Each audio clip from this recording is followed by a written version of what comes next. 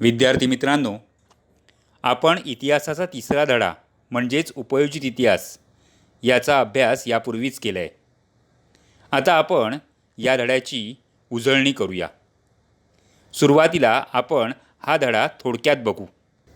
उपयोजित इतिहास या प्रकरणात उपयोजित इतिहास किंवा जनांसाठी इतिहास ही संकल्पना स्पष्ट करताना उपयोजित इतिहासाचा विविध विषयांमधील संशोधनाचा परस्पर संबंध स्पष्ट केलेला आहे. खरं पाहता उपयोजित इतिहास हा वर्तमान काळाशी नातं सांगतो. या उपयोजित इतिहासामध्ये आपण तत्त्वज्ञान, विज्ञान, तंत्रज्ञान, उद्योगधंदे आणि व्यापार, व्यवस्थापनशास्त्र, कला, मानवीय ज्ञानशाखा यांचा अभ्यास करायचा आहे. उपयोजित इतिहासाचा वर्तमान काळाशी सहसंबंधसुद्धा या ठिकाणी या पाठामध्ये स्पष्ट केलेला तुम्हाला दिसून येईल. या पाठामध्ये आपला सांस्कृतिक तसंच नैसर्गिक वारशाचं व्यवस्थापन कसं करायचं, संवर्धन कसं करायचं आणि हा वारसा भावी पिढ्यांसाठी जतन करणं आवश्यक आहे हा विचार मांडलेला तुम्हाला दिसून येईल. सांस्कृतिक वारशामध्ये मूर्त वारसा आणि अमूर्त वारसा अशा दोन्ही प्रकारच्या वारशाचा समावेश आहे. नैसर्गिक वारशाच्या व्यवस्थापनामध्ये निसर्गातील जैवविविधतेचा विचार केलेला आहे. उपयोजित इतिहासाशी संबंधित वेगवेगळी व्यावसायिक क्षेत्र जी आहेत या व्यावसायिक क्षेत्रांविषयी माहितीसुद्धा या पाठामध्ये आलेली आहे. कोणती बरं ही व्यावसायिक क्षेत्र आहे? तर संग्रहालये आणि अभिलेखागारे, ऐतिहासिक स्थळांचं जतन आणि संवर्धन, पर्यटन आणि आतिथ्य, मनोरंजन आणि संपर्क माध्यमं या क्षेत्रांशी संबंधित कायदेशीर नियम आणि सार्वजनिक धोरणं ठरवण्यासाठी उपयोजित इतिहासाचं ज्ञान हे नेहमीच पूरक ठरत असतं. तर अशा प्रकारे उपयोजित इतिहास हा पाठ आपण थोडक्यात पाहिला. आता आपण या पाठाची स्वतंत्रपणे प्रश्नोत्तराच्या रूपात चर्चा करूया. बघा, पहिला प्रश्न आहे, दिलेल्या पर्यायापैकी योग्य पर्याय निवडून विधाने पूर्ण करा. लक्षात घ्या की आता तुम्ही पेन आणि पेपर हे समोर ठेवा, विधानं लिहून काढा आणि त्याची उत्तरं लिहिण्याचा प्रयत्न करा. पहिलं विधान आहे, जगातील सर्वात प्राचीन संग्रहालय डॅश या शहराचे उत्खनन करताना सापडले.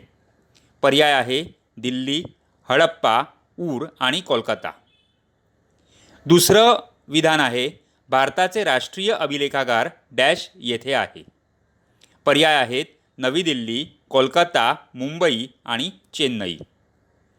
तिसरं, विज्ञान आणि इतर सर्वच ज्ञानशाखांची डॅश ही जननी मानली जाते. हा प्रश्न हा 2020च्या परीक्षेमध्ये विचारला गेलेला आहे. पर्याय आहेत तत्त्वज्ञान, नीतिशास्त्र, इतिहास आणि मानववंशशास्त्र. या मालिकेतला चौथा प्रश्न आहे, नॅशनल फिल्म आर्काईव्हची मुख्य कचेरी डॅश येथे आहे. अ. मुंबई, ब. पुणे, क. नागपूर, ड. औरंगाबाद. पाचवा प्रश्न आहे, कालबेलिया हे डॅश राज्यातील लोकनृत्य जागतिक वारसा परंपरेत समाविष्ट आहे. पर्याय आहेत महाराष्ट्र, पंजाब, राजस्थान आणि तामिळनाडू. सहावं विधान आहे, पश्चिम घाट रांगांमधील कास पठार हे डॅश जिल्ह्यामध्ये आहे. पर्याय आहेत सांगली, कोल्हापूर, सोलापूर आणि सातारा. अर्थात सांगितल्याप्रमाणे व्हिडिओ पॉज करा, सगळी विधानं त्यांची उत्तरं लिहून काढा आणि पुढे दिलेल्या उत्तरांशी तपासून पहा. आता या ठिकाणी या विधानांची उत्तरं दिलेली आहेत. पर्याय तपासून बघा. 1. जगातील सर्वात प्राचीन संग्रहालय ऊर या शहराचे उत्खनन करताना सापडले. 2. भारताचे राष्ट्रीय अभिलेखागार नवी दिल्ली येथे आहे. 3. विज्ञान आणि इतर सर्वच ज्ञानशाखांची तत्त्वज्ञान ही जननी मानली जाते. 4. नॅशनल फिल्म आर्काईव्हची मुख्य कचेरी पुणे येथे आहे. 5. कालबेलिया हे राजस्थान राज्यातील लोकनृत्य जागतिक वारसा परंपरेत समाविष्ट आहे. आणि 6वं, पश्चिम घाट रांगांमधील कास पठार हे सातारा जिल्ह्यामध्ये आहे. प्रश्न दुसरा, पुढीलपैकी चुकीची जोडी ओळखा. यामध्ये पहा की यामध्ये 3 संच आहेत आणि त्या संचामधली 3 जोड्या या बरोबर आहेत, एक जोडी चुकलेली आहे. तर तुम्हाला चुकलेली जोडी ओळखायची आहे आणि ती लिहायची आहे. संच क्रमांक 1 कुट्टीयट्टम केरळमधील संस्कृत नाट्य परंपरा. 2 रम्मन पश्चिम बंगालमधील नृत्य. 3 रामलीला उत्तर भारतातील सादरीकरण. आणि 4 कालबेलिया राजस्थानचे लोकसंगीत आणि लोकनृत्य. दुसरा संच पहा. 1 सूर्यमंदिर कोणार्क. 2 बृहदीश्वर मंदिर चंदीगड. 3 महाबोधी मंदिर बोधगया. 4 रानी की बाव पाटण. याचा तिसरा संच आहे उपयोजित इतिहास जनांसाठी इतिहास. 2 वनस्पतीसृष्टी नैसर्गिक वारसा. 3 प्राचीन स्थळे अमूर्त सांस्कृतिक वारसा. आणि 4 युनेस्को जागतिक वारसा यादी. अर्थात यापूर्वी सांगितल्याप्रमाणे व्हिडिओ पॉज करा आणि तुमच्या कागदावर ही उत्तरं लिहून काढा. आता पहा, याची उत्तरं तुम्ही लिहिलेल्या उत्तरांशी तपासून बघा. प्रश्न क्रमांक 2 पुढीलपैकी चुकीची जोडी ओळखा. उत्तरे. 1 रम्मन पश्चिम बंगालमधील नृत्य. ही जोडी चुकीची आहे, कारण रम्मन हे पश्चिम बंगालमधलं नृत्य नाही आहे, तर गढवाल उत्तराखंड या ठिकाणचा धार्मिक उत्सव आणि विधिनाट्य आहे. दुसरी जोडी आहे बृहदीश्वर मंदिर चंदीगड. ही चुकीची जोडी आहे, कारण का, तर बृहदीश्वर मंदिर हे तंजावर किंवा गंगैककोंड चोळीश्वरम या ठिकाणी आहे. तिसरी जोडी आहे प्राचीन स्थळे अमूर्त सांस्कृतिक वारसा. बघा, थोडासा विचार करावा लागला ना या प्रश्नासाठी. प्राचीन स्थळं ही अमूर्त सांस्कृतिक वारसा नाही आहे, प्राचीन स्थळं हा मूर्त सांस्कृतिक वारसा आहे. त्यामुळे ही चुकीची जोडी आहे. तर तुम्ही तुमची उत्तरं तपासून एकदा पहा. आता यानंतर पहा प्रश्न क्रमांक 3 टिपा लिहा. पहिली टीप आहे उपयोजित इतिहास. याचं उत्तर तुम्ही 3 मुद्द्यांच्या आधारे लिहू शकता. मुद्दा क्रमांक 1 उपयोजित इतिहास या संकल्पनेसाठी जनांसाठी इतिहास असा पर्यायी शब्दप्रयोग केला जातो. मुद्दा क्रमांक 2 भूतकाळातील घटनांसंबंधीचे जे ज्ञान इतिहासातून प्राप्त होते त्याचा विचार, त्याचा उपयोग वर्तमान आणि भविष्यकाळात लोकांना कसा होईल याचा विचार उपयोजित इतिहासात करतात.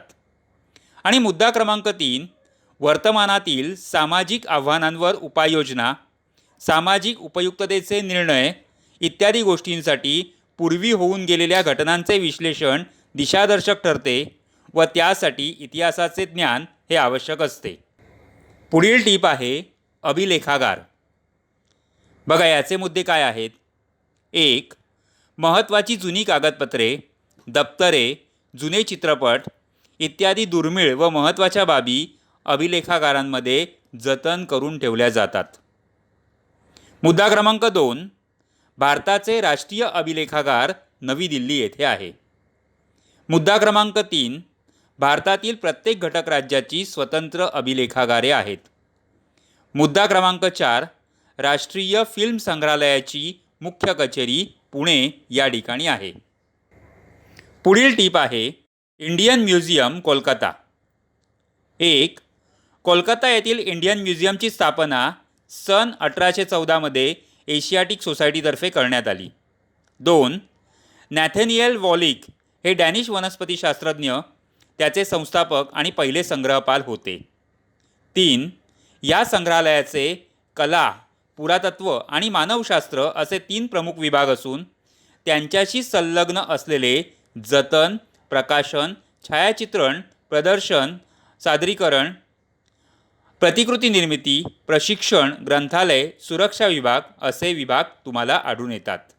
प्रश्न क्रमांक 4 पुढील विधाने सकारण स्पष्ट करा. 1 तंत्रज्ञानाचा इतिहास अभ्यासावा लागतो. याचं उत्तर आहे तंत्रज्ञानाचा इतिहास अभ्यासावा लागतो कारण 1 कृषी उत्पादन, वस्तूंचे उत्पादन, स्थापत्य, अभियांत्रिकी इत्यादींमध्ये होत गेलेले बदल आणि त्यामागील कारण परंपरेची साखळी समजण्यासाठी तंत्रज्ञानाचा इतिहास अभ्यासावा लागतो. 2 मानवी उत्क्रांतीच्या वाटचालीत दगडी हत्यारे निर्मितीपासून कृषी उत्पादनाच्या विकासापर्यंत त्याला समजलेले विज्ञान व व त्यावर आधारित तंत्रज्ञान अत्यंत महत्त्वाचं असतं. 3. पुढे विज्ञानाच्या प्रगतीमुळे उत्पादन प्रक्रियांचे यांत्रिकीकरण कसे होत गेले, विज्ञान आणि तंत्रज्ञान एकमेकांवर कसे अवलंबून असतात, हे समजण्यासाठी तंत्रज्ञानाचा इतिहास समजून घेणे आवश्यक आहे. तर या 3 मुद्द्यांच्या आधारे आपण हे विधान स्पष्ट केलेलं आहे. यातलं दुसरं विधान आहे, जागतिक वारशाच्या पदास पात्र ठरणारी स्थळे, परंपरा यांची यादी युनेस्कोद्वारे जाहीर केली जाते. याचं उत्तर बघा काय आहे ते. जागतिक वारशाच्या पदास पात्र ठरणारी स्थळे, परंपरा यांची यादी युनेस्कोद्वारे जाहीर केली जाते कारण 1.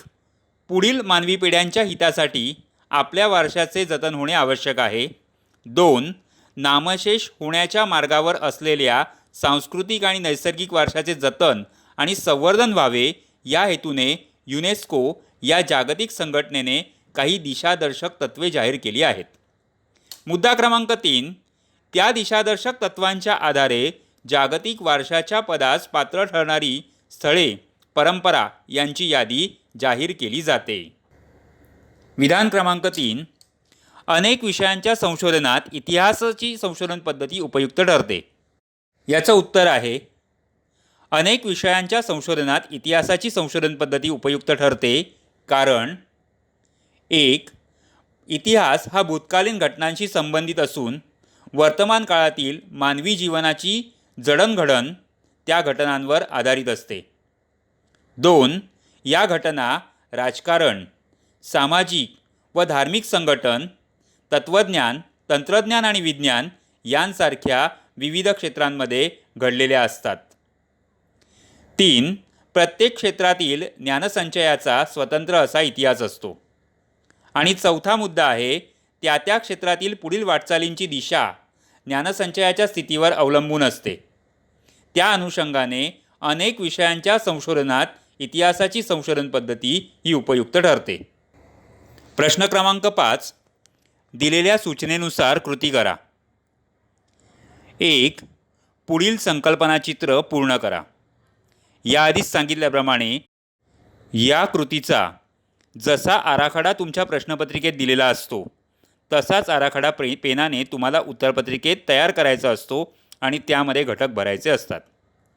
या ठिकाणी बघा, सांस्कृतिक वारसा, त्याचे 2 प्रकार, मूर्त आणि अमूर्त, आणि खाली तुम्हाला माहिती भरायची आहे. एक करायचं आहे की तुम्ही स्वतः या प्रश्नाची आधी प्रॅक्टिस करा आणि नंतर याच व्हिडिओमधल्या उत्तराशी ताडून पहा. सुरुवातीला हा व्हिडिओ पॉज करा. तर प्रश्न तयार केला असेलच. आता बघा की कसा कसा हा विभागलेला आहे. सांस्कृतिक वारसा 2 भाग, मूर्त आणि अमूर्त सांस्कृतिक वारसा. मूर्त सांस्कृतिक वारसा या प्रकारात पुढील बाबींचा समावेश: प्राचीन स्थळे, वस्तू आणि वास्तू, हस्तलिखिते, शिल्पे आणि चित्रे, हे एका बाजूला आपण नमूद केलेले आहेत.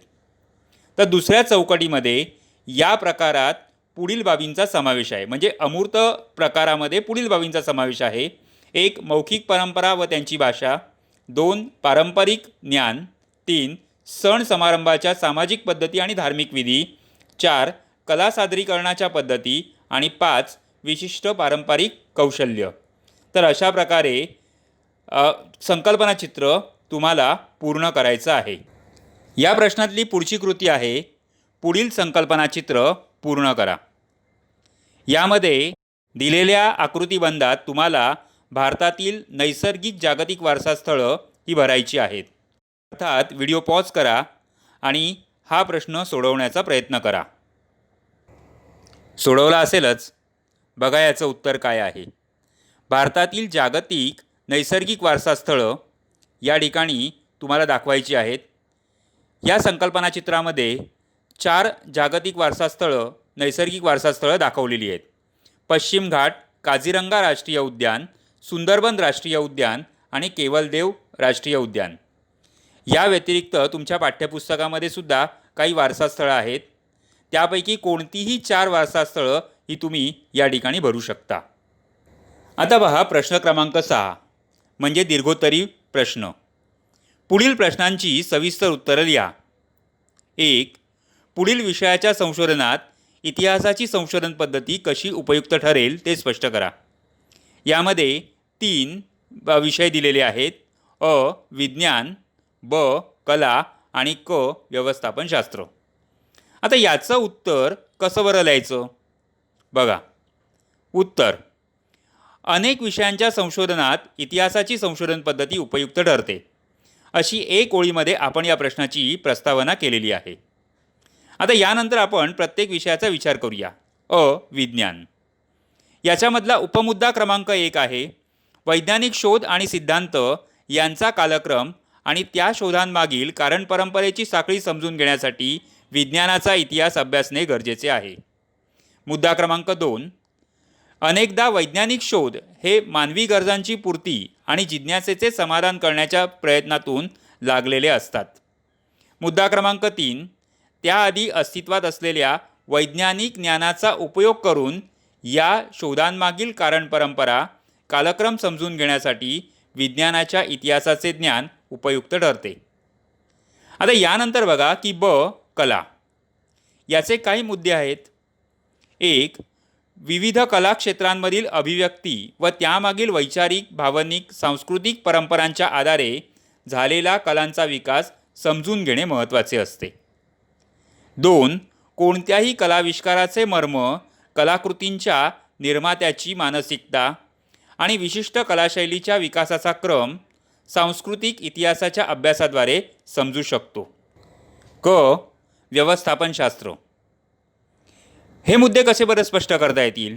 बघा, 1, उत्पादनाची संसाधने, मनुष्यबळ आणि उत्पादनाच्या विविध प्रक्रिया, बाजार आणि विक्री यांच्या व्यवस्थापन साखळीत भूतकालीन यंत्रणा कशा होत्या हे समजावून घेणे आवश्यक असते.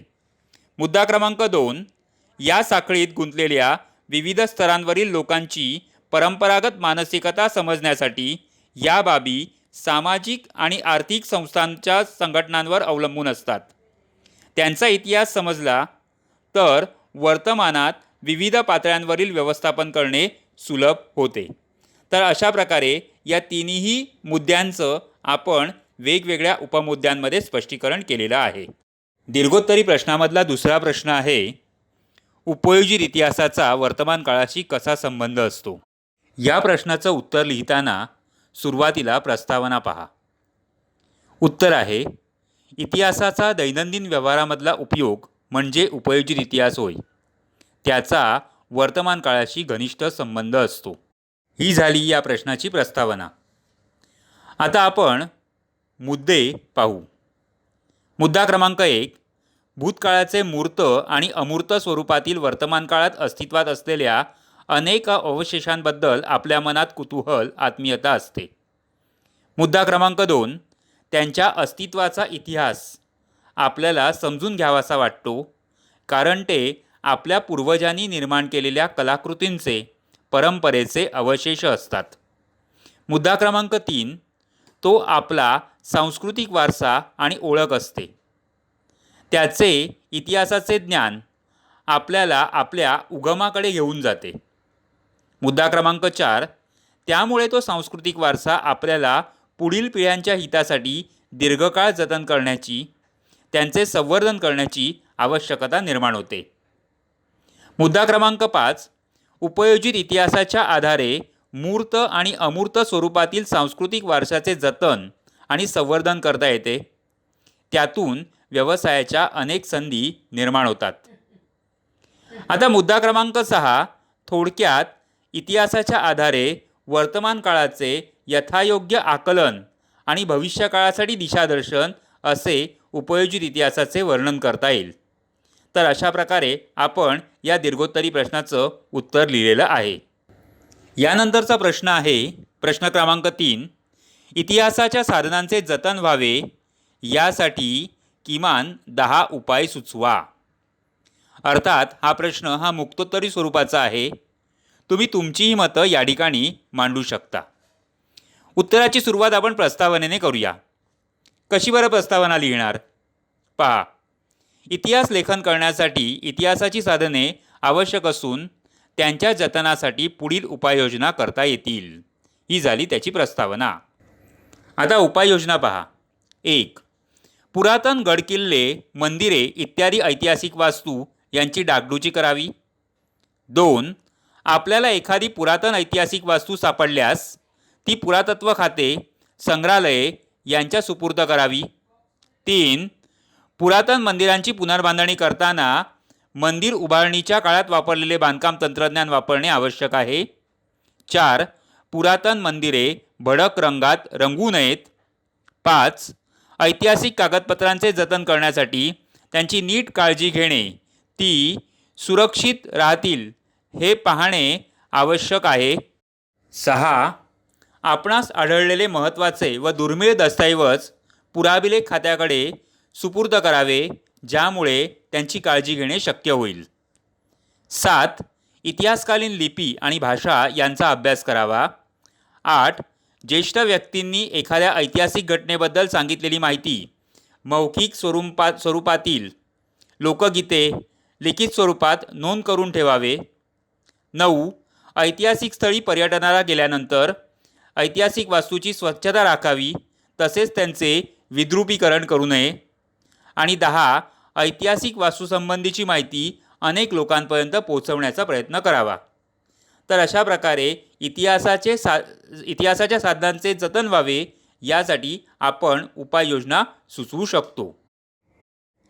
पुढचा दीर्घोत्तरी प्रश्न आहे, नैसर्गिक आणि सांस्कृतिक वारसा जतन करण्याच्या प्रकल्पातून कोणत्या गोष्टी साध्य होतात?